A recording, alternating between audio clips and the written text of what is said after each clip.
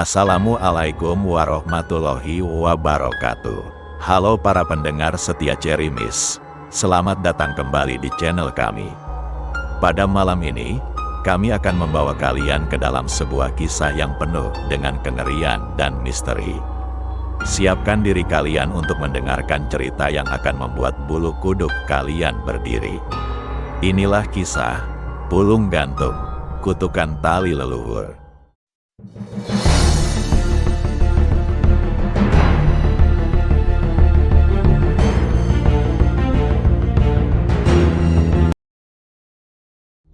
Desa Kalimulyo, sebuah perkampungan tua yang tersembunyi di balik barisan perbukitan berselimut kabut abadi, mendadak menjadi pusat teror yang tak dapat dijelaskan.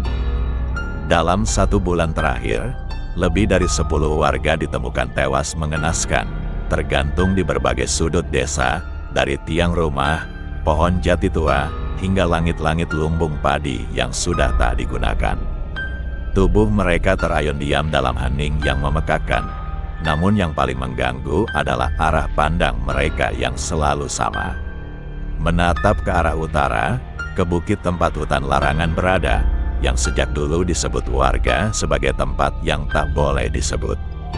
Lebih mengerikan lagi, semua korban menggunakan tali usang yang tampaknya berasal dari anyaman serat pohon waru, pohon yang konon telah punah dari tanah Kalimulyo sejak puluhan tahun silam akibat dibakar habis dalam ritual penyucian.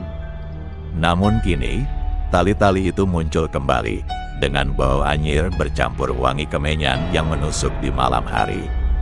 Warga desa, yang sejak dulu menyimpan keyakinan akan hal-hal tak kasat mata, mulai percaya bahwa peristiwa ini bukanlah bunuh diri biasa. Malam-malam Jumat Kliwon, langit Kalimulyo memerah seperti tersayat, dan di atas pucuk bukit, seberkas cahaya merah menyala menggantung diam, seperti mata iblis yang mengintai. Mereka menyebutnya pulung gantung, fenomena gaib yang dipercaya turun hanya saat roh penagih tumbal sedang memilih jiwa berikutnya. Dalam bisik-bisik yang tak berani diucapkan lantang, para sesepuh menyebutkan bahwa pulung gantung adalah bayangan dari kutukan perjanjian leluhur, ketika para pendiri desa pernah menukar nyawa keturunan mereka dengan kesuburan tanah dan hasil panen yang tak pernah gagal. Perjanjian gelap itu mengikat darah mereka hingga 7 turunan. Dan kini, janji itu kembali ditagih. Tak ada yang tahu siapa korban berikutnya. Tapi setiap cahaya merah muncul, desa tenggelam dalam diam yang mencekik, anak-anak dilarang keluar, beduk di masjid tak lagi dibunyikan, dan anjing-anjing pun menyalak ke arah bukit tanpa henti, seolah melihat sesuatu yang tak terlihat mata manusia. Warga hanya bisa menunggu siapa yang akan ditemukan menggantung keesokan paginya. Saat itu usia Wulan baru menginjak 18 tahun. Ia baru saja lulus SMA dan mendapatkan beasiswa prestisius dari sebuah universitas ternama di Jawa.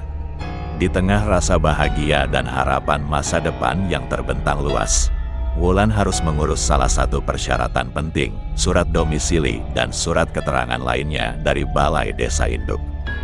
Namun jalan menuju balai desa itu bukanlah jalur biasa. Ia harus menempuh jalanan rusak dan berlumpur, melintasi hutan kecil yang lembab dan sunyi, dan akhirnya melewati sebuah kampung yang tak pernah ia lewati sebelumnya, Kalimulyo. Langit kala itu mendung kelabu, dengan angin yang menggiring bisikan lembut dari sela-sela pepohonan. Hening, terlalu hening, bahkan burung pun tak berkicau. Wulan melangkah pelan menyusuri jalan setapak berbatu, ketika matanya tertumbuk pada sebatang pohon waru tua, mati dan menghitam, berdiri kaku di belakang sebuah rumah kayu reyot yang tampak tak berpenghuni. Dan di sanalah, sebuah tubuh menggantung diam. Seorang gadis, kira-kira seusianya, rambut panjangnya terurai, berayun pelan ditiup angin, tubuhnya pucat membiru, dan kedua kakinya menjuntai tepat di atas rerumputan liar yang menguning. Namun yang membuat Wulan benar-benar gemetar bukan hanya sosok itu, melainkan tali gantungan yang melilit leher sang gadis. Tali itu bukan tali biasa. Ia tampak teranyam dari serat alami berwarna kemerahan, dan dari situ menguar aroma wangi bunga kenanga yang menusuk hidung, wangi yang anehnya tidak menenangkan, justru terasa menyengat dan mengandung sesuatu yang kelam. Aroma kematian yang dibungkus harum semu. Di bawah pohon waru, tepat di atas tanah yang menghitam, tertulis sesuatu dalam huruf Jawa kuno, tercoret dengan arang atau mungkin darah kering. Wulan, yang sempat diajarkan dasar aksara Jawa oleh almarhum kakeknya, merangkai perlahan bunyi mantra itu. Wiji kang ora ditebus, bakal dadi taline nyawa. Jantung Wulan berdegup liar. Matanya tak sanggup beranjak dari pemandangan itu, namun kakinya gemetar hebat. Suara angin mendadak berubah seperti bisikan, memanggil-manggil namanya lirih dari balik pepohonan. Dan di kejauhan, lonceng tua berbunyi sendiri, padahal tak ada satupun manusia di sekitar. Tanpa ia sadari, burung-burung gagak bertengger di dahan-dahan pohon, menatapnya dalam diam. Dan tubuh gadis yang tergantung itu sedikit bergerak, seperti memberikan salam pelan kepada Wulan yang kini berdiri beku, tak tahu bahwa ia baru saja masuk ke tanah terkutuk. Tubuh Wulan tak mampu bergerak. Kakinya seperti ditanam ke tanah, matanya masih terpaku pada tubuh yang tergantung di pohon waru mati itu. Wajah mayat gadis itu pucat kehijauan, dengan lidah menjulur kaku dan mata melotot seolah masih menatap ketakutan yang belum usai. Wulan bisa merasakan bulu kuduknya berdiri, tubuhnya dingin seperti direndam air es, tapi bukan karena cuaca, melainkan karena sesuatu sedang mengawasinya. Pelan-pelan, angin mulai berputar. Daun-daun kering berjatuhan meski tak ada pohon di atasnya. Aroma bunga kenanga semakin kuat, berubah dari harum menjadi busuk, seperti bunga tabur di kuburan yang terlalu lama dibiarkan membusuk di bawah terik. Dan saat Wulan mencoba menarik napas panjang, ia mendengar suara. Sebuah bisikan serak, lirih, nyaris tak terdengar tapi jelas menggema di telinganya.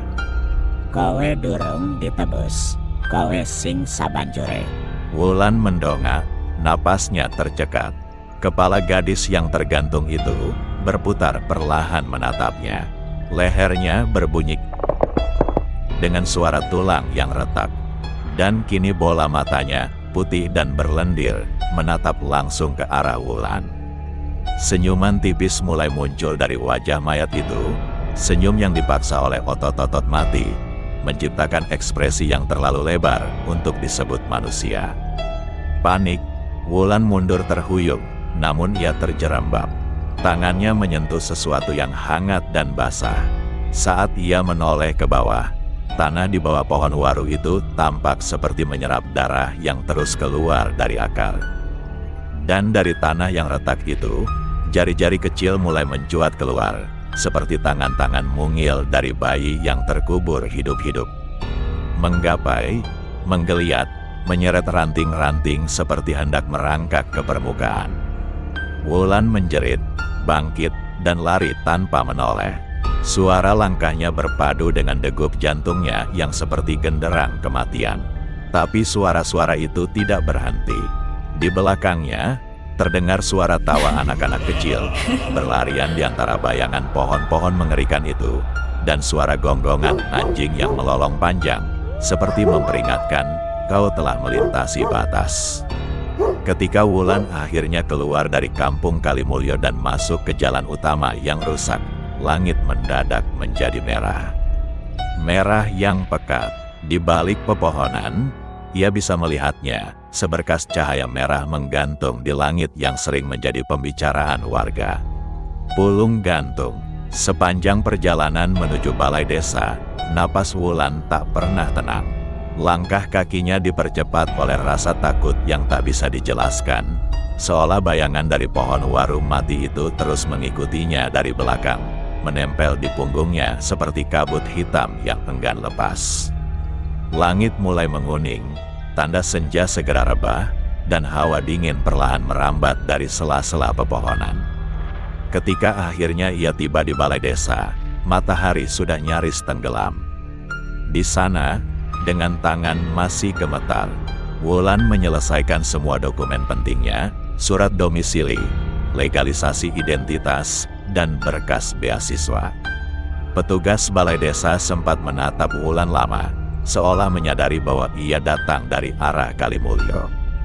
Namun tak satu pun kata ditanyakan, hanya diam, penuh makna, mencekam. Karena hari mulai gelap dan jalanan pulang terlalu berbahaya, Wulan menerima ajakan pamannya untuk menginap semalam di rumah mereka yang letaknya tak jauh dari kantor desa. Rumah itu sederhana, berdinding kayu jati tua, dengan suasana khas kampung, sunyi, lampu redup, dan suara jangkrik menggema dari ladang belakang. Sekilas, semuanya tampak aman, tapi Wulan tak bisa tidur. Pikirannya terus dipenuhi bayangan tubuh tergantung, mantra di bawah pohon waru, dan tatapan mata membelalak dari mayat gadis itu. Saat akhirnya ia terlelap dalam kelelahan, malam berubah menjadi lebih gelap dari biasanya.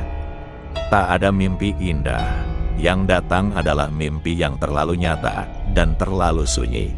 Wulan berdiri di tengah sebuah lapangan luas, di mana selusin tubuh tergantung dari ranting-ranting kering yang mencuat dari tanah, bukan dari pohon. Angin tak berembus, tapi tubuh-tubuh itu tetap berayun, perlahan, seolah mengikuti irama detak jantung Wulan sendiri. Wajah mereka semua pucat dan membiru, tapi anehnya, matanya terbuka, menatap langsung ke arahnya. Kemudian satu persatu mayat itu mulai berbicara, tanpa suara, hanya gerakan mulut yang Wulan bisa pahami dalam pikirannya. Selamatkan kami! Suaranya serempak, namun menggema, seperti berasal dari dalam dadanya sendiri. Sebelum kamu menjadi salah satu dari kami. Tubuh Wulan membeku, tapi di mimpinya, ia bisa melihat tangannya sendiri mulai memucat. Di pergelangan tangannya, bekas tali mulai muncul, merah dan membekas. Ia merasakan tekanan berat di lehernya.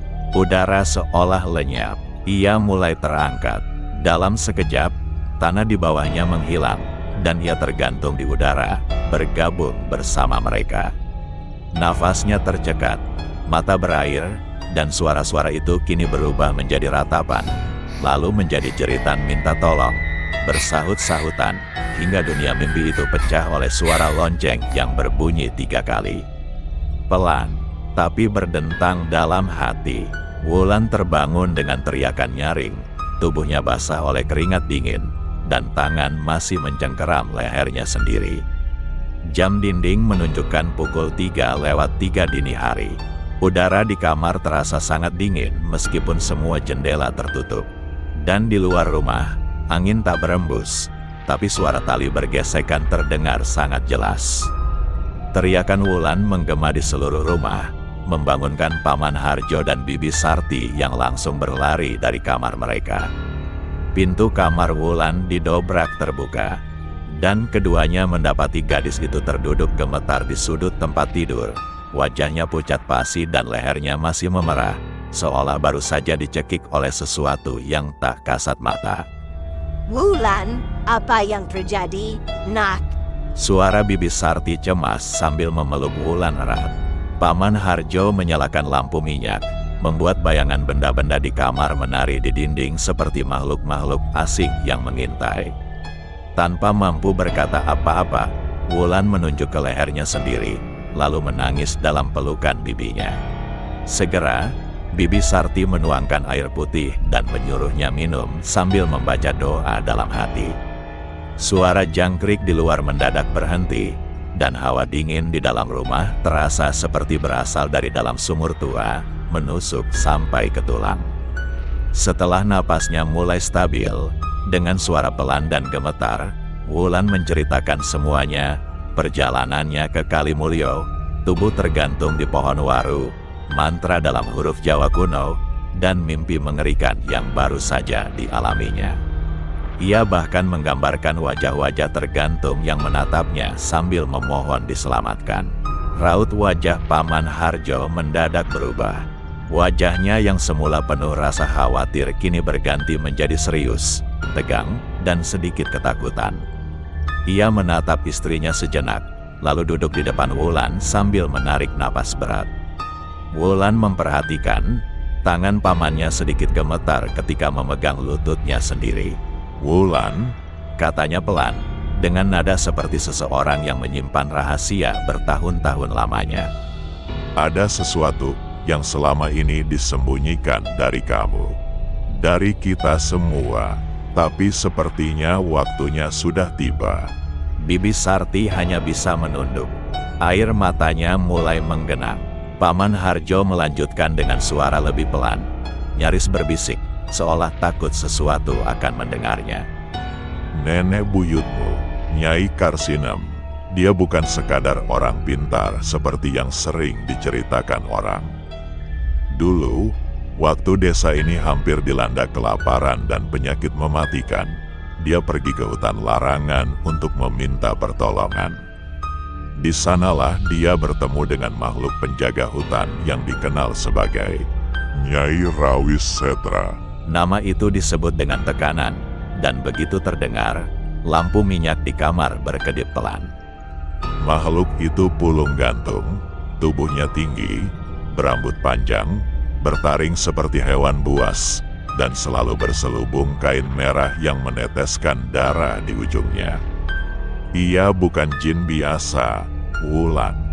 Dia penunggu jalur antara dunia kita dan dunia mereka. Nenek buyutmu membuat perjanjian darah. Sebagai gantinya, desa akan diselamatkan dari pagebluk, dari kelaparan, dari kematian massal. Tapi, perjanjian itu punya harga. Satu darah murni, dari keturunannya sendiri, setiap satu generasi. Wulan terdiam, tubuhnya menegang, mulutnya ingin bertanya tapi lidahnya terasa keluh. Dan sekarang, semua tanda-tandanya sudah muncul lagi. Pulung gantung kembali terlihat, mantra waru kembali ditulis, dan korban-korban mulai bermunculan. Itu artinya, waktunya sudah tiba. Paman Harjo menatap Wulan dalam-dalam. Wajahnya tampak lebih tua dari sebelumnya. Lelah dan takut. Darah murni itu, Lan, itu milikmu. Seketika, lampu minyak padam sendiri. Rumah itu terdiam dalam kegelapan. Dan dari luar, terdengar suara lembut dari kejauhan. Suara wanita tua menyanyikan tembang Jawa. Suaranya pelan, serak, dan dipenuhi kesedihan. Namun lagu itu bukan lagu biasa. Itu adalah tembang pengantar tumbal. Dan Wulan sadar, ia tidak punya banyak waktu. Pagi itu, setelah malam yang dipenuhi mimpi buruk dan pengakuan mengerikan dari pamannya, Wulan tampak pucat dan murung. Namun tak ada waktu untuk berlama-lama memikirkan semua itu. Paman Harjo bersikeras mengantarnya pulang ke rumah ibunya di dusun sebelah. Sesampainya di sana, Harjo menarik ibunya Wulan ke sudut dapur dan berbicara dengan nada pelan tapi mendesak. Wulan hanya mendengar sepenggal kalimat. "Suruh dia pergi secepatnya sebelum semuanya terlambat." Ibunya hanya bisa mengangguk dengan mata yang tampak berkaca-kaca, seolah menahan sesuatu yang selama ini dikubur dalam-dalam. Keesokan paginya, setelah barang-barangnya dibereskan dengan tergesa, Wulan berangkat menuju titik penjemputan mobil travel yang akan membawanya ke kota. Jalan desa pagi itu diselimuti kabut tipis, tapi langit terang dan tidak menunjukkan tanda bahaya. Atau begitulah yang terlihat di permukaan. Namun semuanya berubah saat ia harus melewati jalur lama yang membelah hutan Jatimulyo, jalur tercepat menuju titik jemput. Saat langkah Wulan memasuki mulut hutan, kabut tiba-tiba menebal drastis. Pandangannya yang semula bisa menjangkau puluhan meter, kini hanya tersisa beberapa langkah ke depan.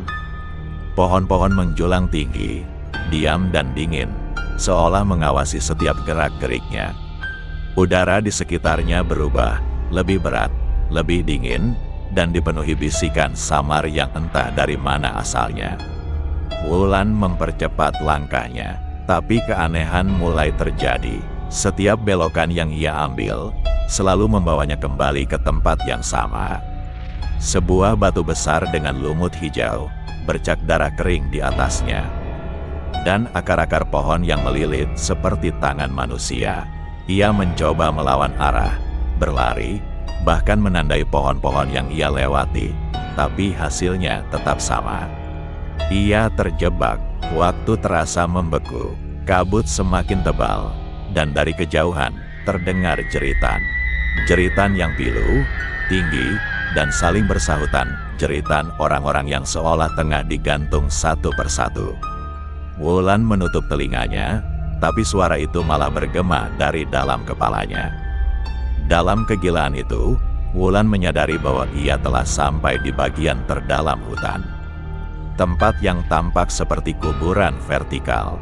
Puluhan pohon tua berdiri rapat, dan dari setiap cabangnya tergantung tubuh manusia. Tua, muda, anak-anak, semuanya berayun diam, dengan leher tertekuk dan mata kosong yang terbuka. Namun bukan itu yang paling mengerikan. Beberapa dari mereka bergerak. Pelan-pelan, kepala mereka menoleh ke arah Wulan. Leher yang patah mengeluarkan suara krek, krek, yang menusuk telinga. Tangan mereka yang tergantung sedikit terangkat, seolah hendak meraih Wulan, memanggilnya, mengundangnya untuk bergabung bersama mereka dalam diam abadi. Wulan menjerit dan menangis tak terkendali. Kakinya gemetar, napasnya memburu, dan pikirannya tak sanggup menanggung pemandangan mengerikan yang mengelilinginya. Dunia di sekitarnya berputar, tanah terasa berguncang, dan kabut mulai menyelimuti tubuhnya seperti selimut mayat. Jangan ambil aku, jangan ambil aku. Bisiknya, sebelum akhirnya tubuhnya roboh ke tanah. Dalam keheningan berikutnya, hanya terdengar satu suara. Kowe wis bali. Dan semuanya gelap. Saat Wulan membuka matanya, langit di atasnya telah gelap pekat, seolah malam datang tanpa peringatan. Udara di sekeliling begitu dingin dan padat, seperti menghirup kabut yang membeku. Tapi yang paling mengerikan adalah, tubuhnya tidak bisa digerakkan. Tangannya kaku, kakinya berat seperti ditanam dalam tanah. Ia mencoba berteriak, tapi suaranya terkunci di tenggorokan. Lalu dari antara pepohonan yang menjulang tinggi, kabut perlahan membelah dan sosok itu muncul. Nyai Rawis Setra, makhluk tinggi kurus berselubung kain merah berdarah. Wajahnya hanya setengah manusia, setengah lainnya adalah rahang terbuka lebar dengan gigi panjang dan hitam seperti paku karatan. Dari mulutnya menjulur lidah sepanjang selendang, basah, berdenyut, dan mengeluarkan suara selelar menjijikkan saat menjilat tanah. Ia tak melangkah, ia melayang, menyusuri udara perlahan hingga berhenti tepat di depan Wulan. Wiji pertama wis bali. Waktu wis tekan. Suara Nyai Rawis Setra terdengar seperti bisikan dari liang kubur. Dalam dan berdengung di kepala Wulan, seolah langsung menusuk tulang belakang. Ia kemudian menunjuk ke arah sebatang pohon waru tua yang berdiri sendiri di tengah hutan, menjulang hitam dengan akar melingkar seperti ular melilit mangsanya. Dalam pengaruh kekuatan gaib, tubuh Wulan berjalan sendiri menuju pohon itu. Ia tak lagi menolak, tak bisa. Dalam dirinya, jeritan ratusan roh tergantung mengalun seperti lagu kematian, membisikkan kata yang sama berulang-ulang. Ahiri, ahiri, ahiri. Dengan tangan gemetar, Wulan memungut pecahan batu tajam dari akar pohon. Dan di bawah cahaya merah kehitaman dari langit tempat pulung gantung menggantung, ia menusuk dadanya sendiri. Tepat saat darah pertamanya menetes menyentuh akar waru, langit menggelegar. Pulung gantung yang semula merah menyala, kini menghitam seketika, lalu meledak tanpa suara menjadi ribuan serpihan cahaya, disertai jeritan, jeritan panjang dan menyayat jeritan dari mereka yang selama ini terjebak dalam kutukan. Kabut tebal yang menyelimuti hutan perlahan menghilang, seperti disedot kembali ke tanah. Udara menjadi tenang, hutan mendadak sunyi, terlalu sunyi. Sore harinya, Saat warga dan keluarganya mencari keberadaan Wulan yang tak kunjung sampai ke lokasi penjemputan, mereka menemukannya di tengah hutan. Menggantung di pohon waru, menggunakan tali merah yang belum pernah mereka lihat sebelumnya. Tak ada luka terbuka, semuanya tampak bersih, sepi, dan anehnya, damai. Tapi yang paling membuat semua orang bergidik adalah senyuman Wulan. Senyum yang tidak seharusnya ada di wajah seseorang yang baru saja meregang nyawa. Senyum yang terlalu tenang, seperti seseorang yang telah bebas dari penderitaan, atau telah digantikan oleh sesuatu yang bukan lagi manusia. Terima kasih telah mendengarkan cerita Pulung Gantung, Kutukan Tali Leluhur bersama Cerimis. Kami harap kisah ini memberikan pengalaman mendebarkan bagi kalian semua. Ingatlah, di setiap kesendirian, selalu ada resiko yang tak terduga menunggu. Waspadalah, karena terkadang, yang menakutkan bukan hanya cerita, tapi kenyataan. Dan jangan lupa like, komentar, dan subscribe agar kamu tak ketinggalan kisah-kisah horor nyata lainnya dari Cerimis. Wassalamualaikum warahmatullahi wabarakatuh.